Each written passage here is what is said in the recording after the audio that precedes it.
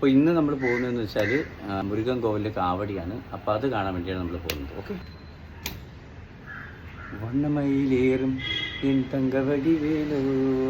അങ്ങനെ ആദ്യമായിട്ടാണ് കേട്ടോ ഞാൻ വെയിൽ കുത്തുന്ന കാണാൻ പോകുന്നത്. ശരിക്കും ഞാനൊന്ന് സ്തംഭിച്ചു പോയി. കാരണം അവരെ വ്രതം പിടിച്ചിട്ട് അവരുടെ മുഖത്തെ എക്സ്പ്രഷൻ കണ്ട ശരിക്കും ഒരു വല്ലാത്തൊരു ഫീല്. വെയിൽ അടുത്ത വർഷം കുത്തണമെന്ന് എനിക്ക് തോന്നിപ്പോയി. ഈ വാഴത്തോട്ടം കണ്ടപ്പോൾ ശരിക്കും പണ്ടത്തെ എന്തൊക്കെയോ ഓർമ്മ. നേരെ ഞങ്ങൾ വിട്ട പുഞ്ചഗിരിയിലേക്കാണ് കേട്ടോ. ഇവനെക്കുറിച്ച് പറയുകയാണെങ്കിൽ എപ്പോഴും എൻ്റെ കൂടെ ഉണ്ടാകുന്ന ഒരാളാട്ടോ ഈ ടെക്കിമോണ്ട്. ഒരുപാട് പേര് എന്നോട് ചോദിച്ചിട്ടുണ്ട് എന്തെങ്കിലും മോശമായിട്ടുള്ള ബന്ധമുണ്ടോ എന്ന് ചോദിച്ചിട്ടുണ്ട്.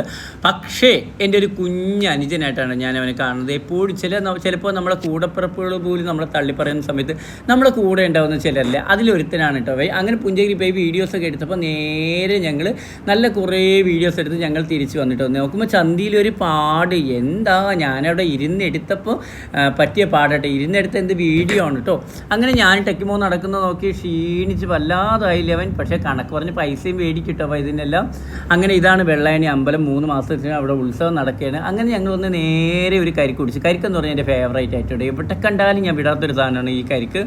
അവിടെ ഞങ്ങൾ നേരെ പോയത് അവന് ഷാർജ പിടിക്കണമെന്ന് ഒരേ നിർബന്ധം. അങ്ങനെ ഞങ്ങൾ നേരെ ശബരി പോയി അതിനുള്ള സാധനങ്ങളെല്ലാം മേടിച്ച് വീട്ടിൽ വന്നു.